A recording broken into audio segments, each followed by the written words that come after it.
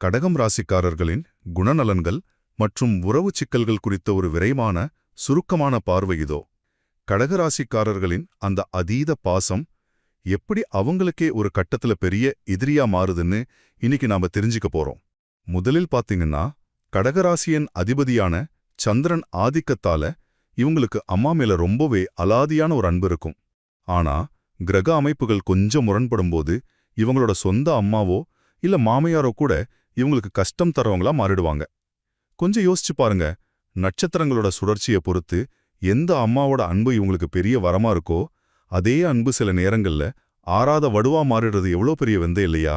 இரண்டாவதாக, இந்த ஆழமான தாயுள்ளம் அப்படியே வெளிநபர்களிடமும் கண்மூடித்தனமான ஒரு தியாகமா நிழுது.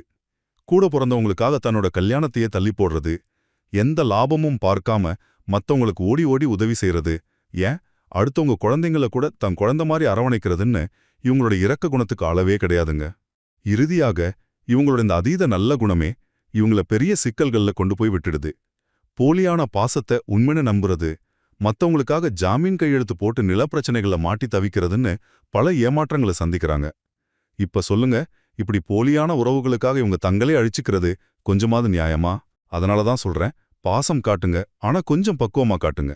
சுருக்கமா சொல்லணும்னா, உண்மையான அன்பிற்கும் வெறும் வேஷம் போடுற உறவுகளுக்கும் உள்ள வித்தியாசத்தை உணர்ந்து சரியான எல்லைகளோட பழகுனா கடகராசிக்காரர்களின் வாழ்க்கை எப்போதுமே ஒரு முழு நிலவா பிரகாசிக்கும்.